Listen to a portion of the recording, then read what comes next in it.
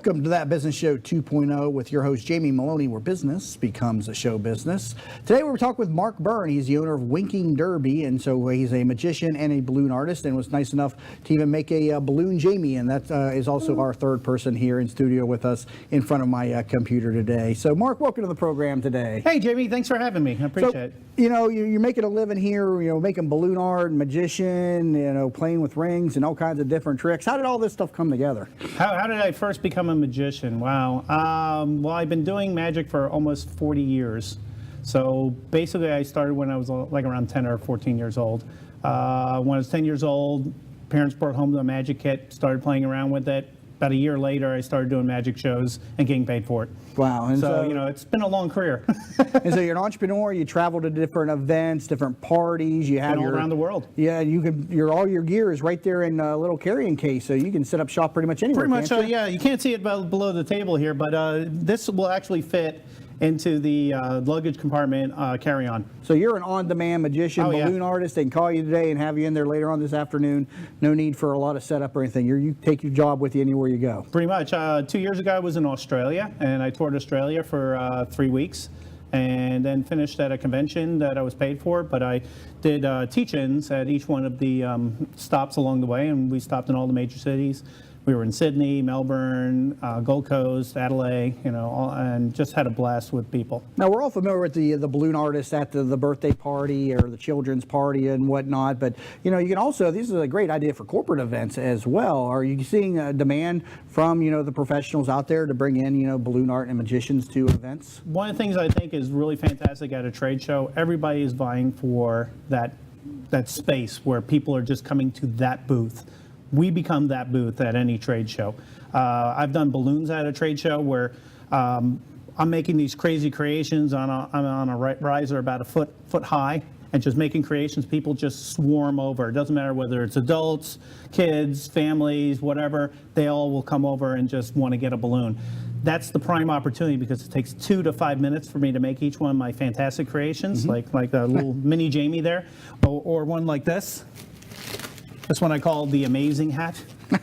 Very creative. And that 2 to 5 minutes gives all the salespeople an opportunity to basically quiz people that are waiting for a balloon.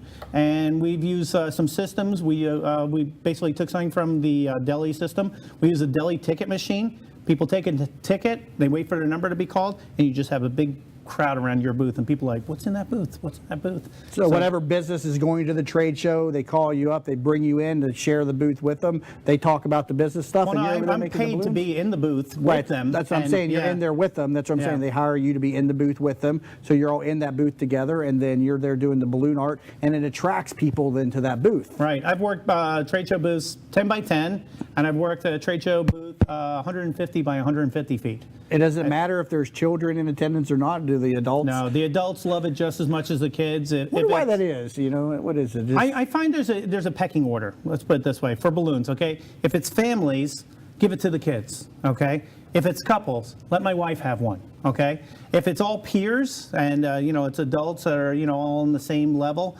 Oh, I want one, and it's like everybody wants one now. Right. Like everybody from the CEO to the lowest employee will be like, I want a balloon, and it's fun because it brings people back to that memory of being a child.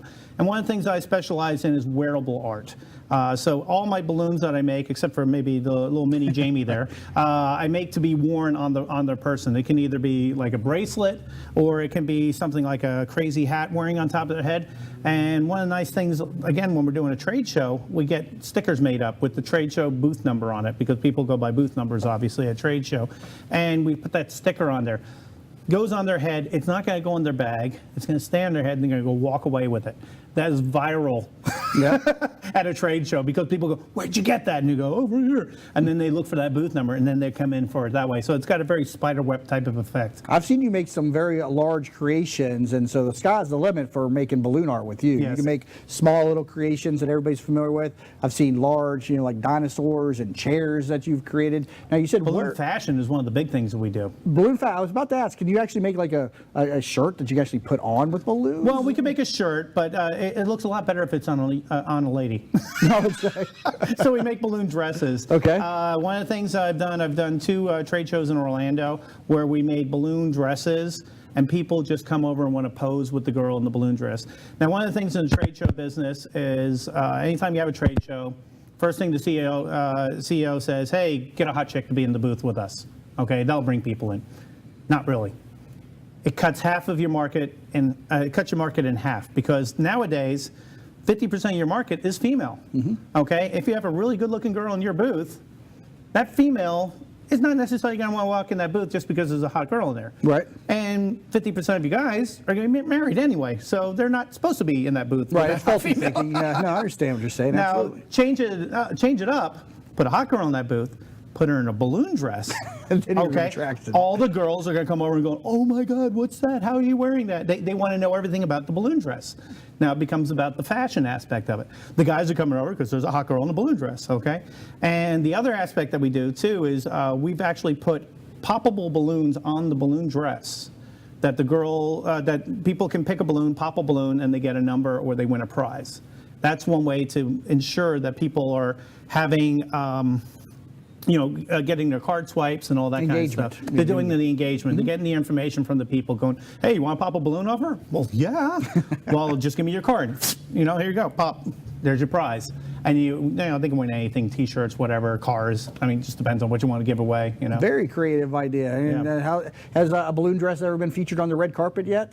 Not yet. You got to get in touch However- with Lady Gaga. She'd probably be the one to do it. However, for the last 12 years, I have done the Dunedin Wearable Art Fashion Show, and we've been a big hit. And I've been asked this year to be the closing performance. Wow, incredible. So Incredible. I've been telling them for the last 12 years I should be the closing performance, because people tend to walk out after we're done thinking that's it, but there's 3 more designers coming out. Right? So it's been a nice little trip along that way, and it all started when I went to China. I was in China. I was performing in China for 3 weeks, and we got asked to make a fashion show on a big stage. Now, we had an audience of 5,000 the first time.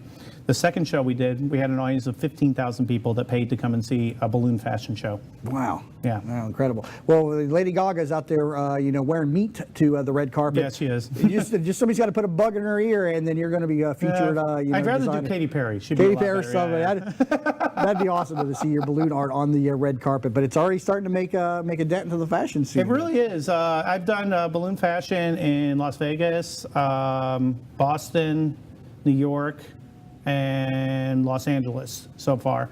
And it just keeps on growing every year, and of course China, and I've done it. I did some in Australia too. So it's just been growing every year that people are getting more into the balloon fashion and stuff. And we try to come up with different ideas each year. Like one year we did Maidens and Monsters, which I thought was a fantastic theme. So we had a monster costume made, and then there was a femme fatale with it. So we had the alien from the movie Aliens with the big black thing and everything. And she actually squirted green silly string all over the audience when she came out. So it was like the acid shooting out of her mouth, And the femme fatale with her was a 1950s pinup girl. So she was basically like body painted with a balloon bikini on and a big bubble helmet on and carrying, a space gun. Yeah. We did Beauty and the Beast. We did, and our finale was King Kong and Fay Wray. And our Fay Wray came out, and she was in a uninflated balloon dress. We had like 6-foot balloons that we had cut up and made into a torn-up dress on her. And when she came out, she stumbled onto the end of the runway, and she screamed. And everybody's just like looking at her, like, what happened, right? And as that happens, we bring the King Kong character out, which is actually a giant puppet operated by 3 people. There's 2 people operating the arms, and then there's somebody inside, which was me, operating the body portion of it. And it was 20 feet tall and a 35-foot arm span on it. And it came out and it like scooped her up, and it was just amazing. Wow. So you get to be adult child here and play with balloons and card games and stuff. What's it like to be able to just have fun in your job every single day? Well, it seems like it's fun every single day, but it's not. There's a show business, the longer word is business, and the business end is the harder end of it. It's making the contacts, it's talking to people, it's going out there and doing the regular shows. I do 8 engagements a week in restaurants alone in this area, and that kind of provides my marketing strategy, that I'm able to hand out my cards and talk to people and see people a lot. Yeah, I was going to say, I mean, how do you then sustain the business, being a balloon artist and a magician, and you're just a one-man show, correct? Do you have Yes. other people underneath of you? I network. Networking is my biggest thing for my business. I network with other entertainers that are stilt walkers and face painters, balloon artists, of course, and other ones like that. In fact, I'm going to be going to Las Vegas this August, and I'm teaching in Las Vegas to the magician and balloon community there.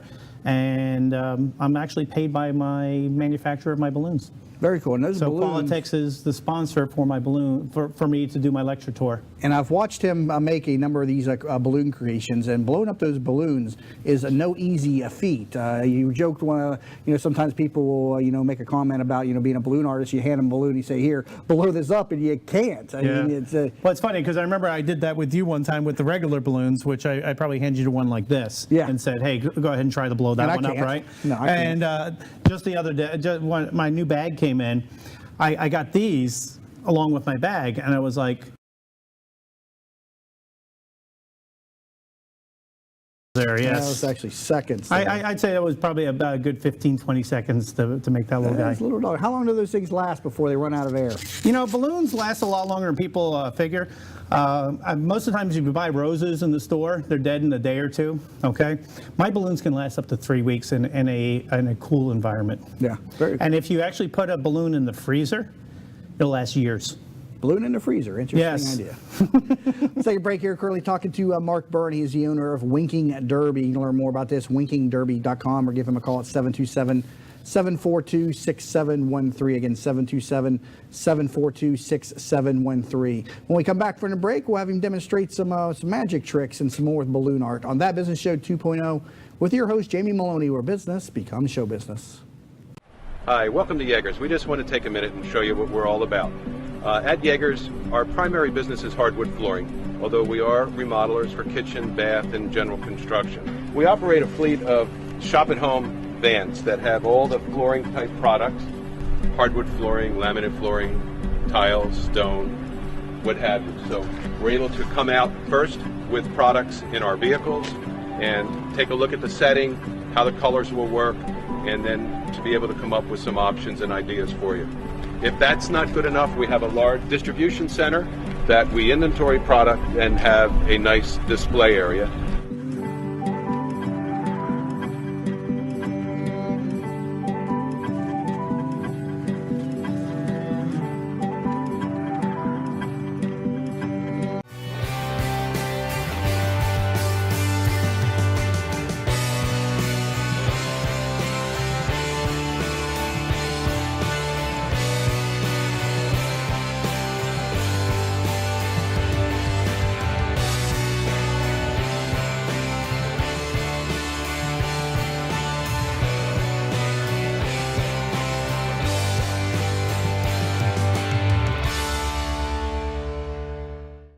Hi, Jackie Skelton from JR World Travel here. If you travel, you need a licensed professional travel consultant, not a computer. Your licensed professional consultant can get you more for your time and your money. Value for your money and experience, not marketing salesmanship. When you're sick, you call the doctor. When you need legal advice, you call an attorney. So the next time you want to go on any type of travel, call your licensed professional travel consultant who actually represents you. We specialise in group travel, family reunions, weddings, to escorting large groups or making special arrangements for the disabled. Please call 844-249-0190. We are a full-service travel consultancy offering worldwide concierge service. Air, land, sea, rivers, resorts, locally, nationally and internationally. Remember that number, 844-249-0190. And we're back to that Business Show 2.0 with your host, Jamie Maloney, where business becomes show business. Talking about entertainment today with Mark Byrne. He's the owner of Winking Derby. He's a balloon artist and magician and can be featured at your next trade show or business event. A great idea to incorporate with your booth to get people into your booth and entertain them and educate them all at the same time. Learn more at winkingderby.com. So, Mark, let's see some of these tricks and Sure. trade shows. Well, like I said, I've been doing magic for almost 45 years. So the first one I'm going to do for you, well, it's kind of a romantic trick. Okay. I know what you're thinking. Chick trick, right? All right. So So a couple coins there. a couple of coins, yeah. So it's the story of Romeo and Juliet. You remember the story of Romeo and Juliet? Sure do. We had to study that in English. There you go. Romeo and Juliet, they were star-crossed lovers. They were as different as night and day, hence the two different colored coins. Okay. Juliet was always trying to be kept away from Romeo by her folks. But you know what happened in the story? Oh, yeah. They always found their way back together again. Just like that. And Romeo was always trying to be kept away from Juliet by his folks. In fact, his brothers took him out to a party one night. He stayed out really late, past 5 o'clock. That was late in the 16th century. Came staggering into the garden, got underneath the balcony. He hid in the bushes over here. Juliet came out on the balcony. She said, "Romeo, Romeo, where art thou, Romeo?" That was Act 2, Scene 2, in case you're keeping score. Well, Romeo heard this. He leapt from the pocket, up across my chest, over the balcony to be with Juliet once again. I don't know how y'all do that. How do y'all get those things back in now your hands? It's got to be right the beside him. I sleeves. can't It's see got to this. be the sleeves, right?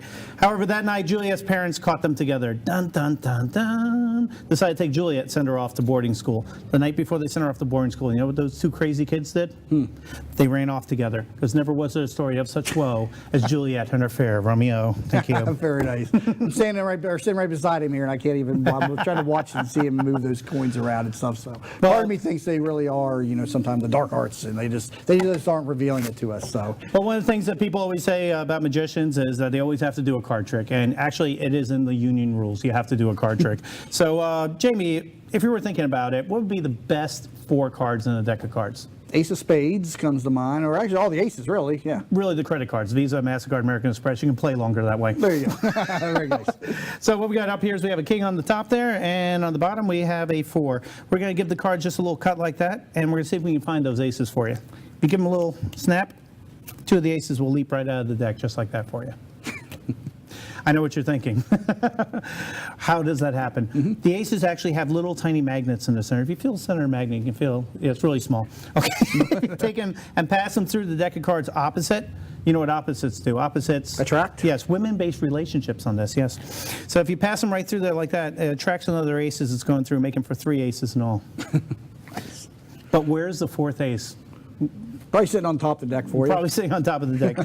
Actually, if you take the 3 aces and you put them in the classic fan position, you know why they call that a fan? No, they're not. It looks like one. It Oh, feels like no, one when you that go like makes that. sense. Okay. Yeah. You wave it over the top like that. You know what happens when you do that?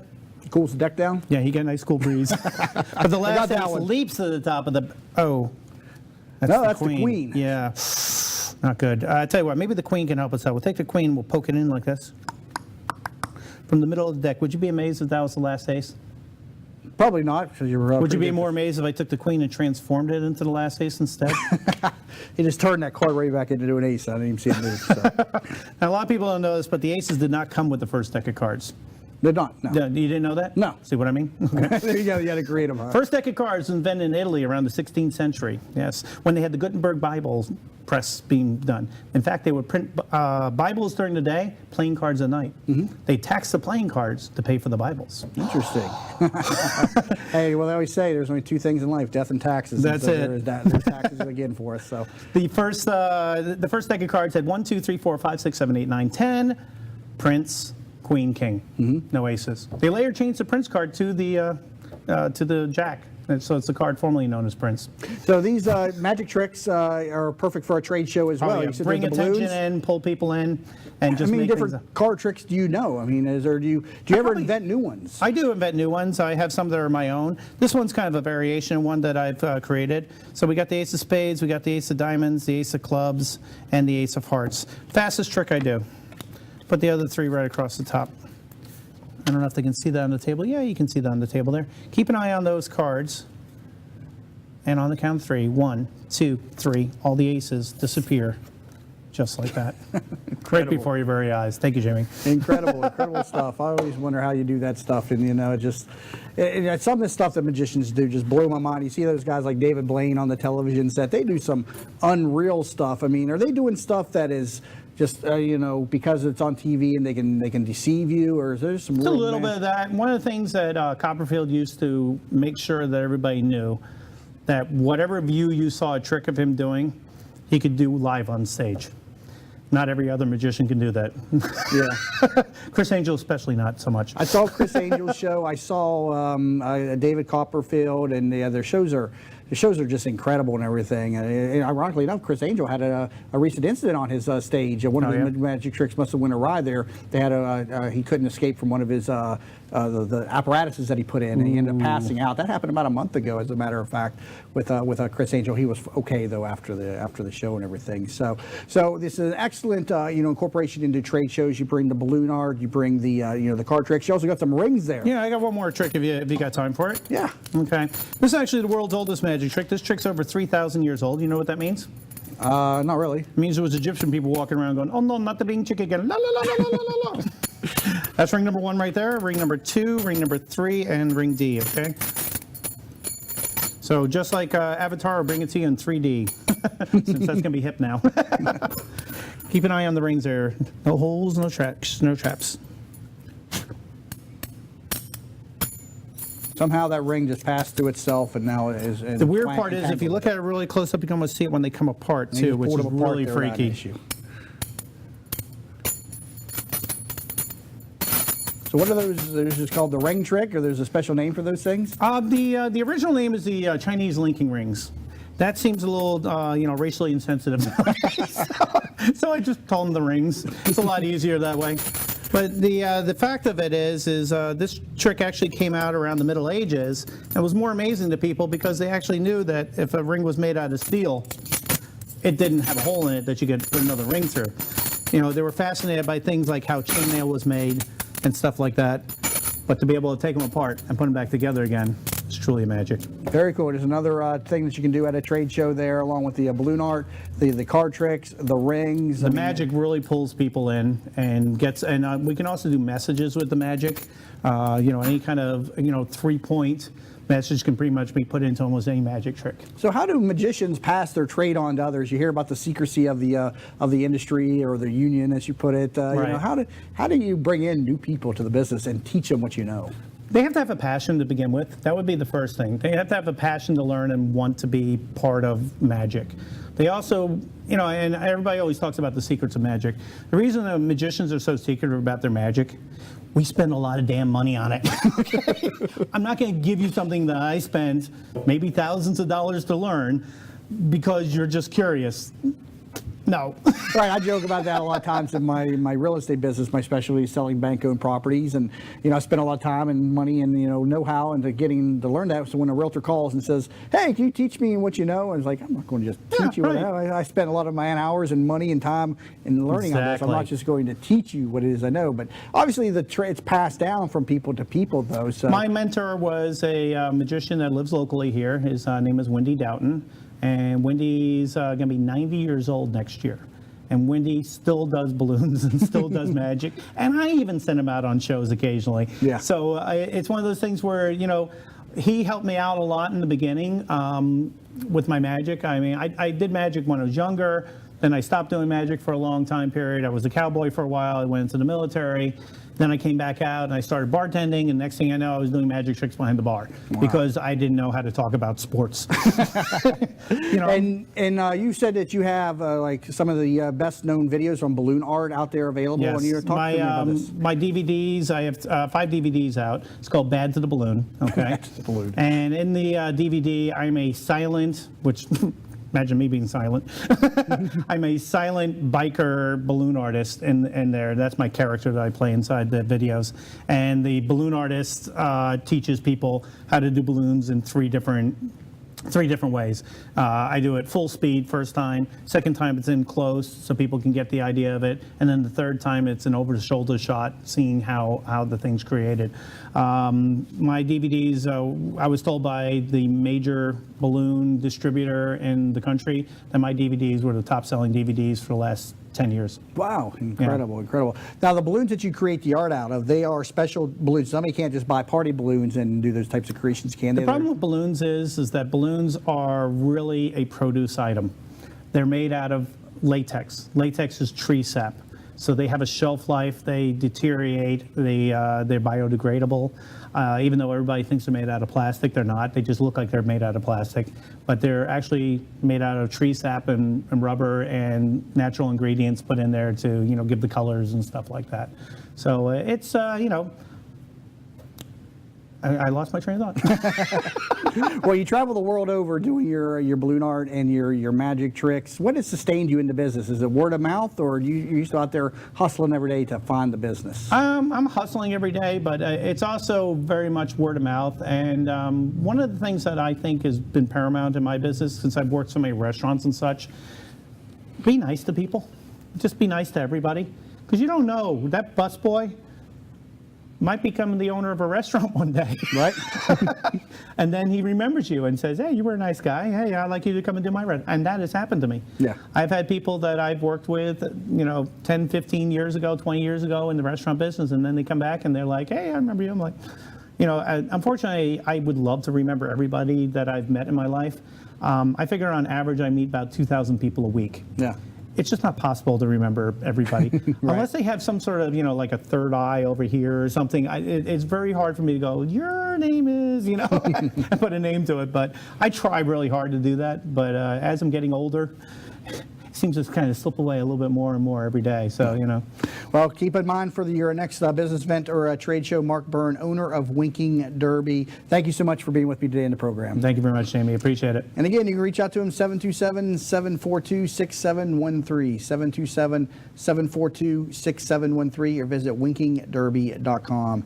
Find new episodes each weekday morning, 7 a.m. on thatbusinessnetwork.com. All shows made available at the end of each week on iTunes and on YouTube. If you'd like to come onto the program, please visit tbsinterview.com for more information. You've been listening to That Business Show 2.0. I am your host, Jamie Maloney, where business becomes show business.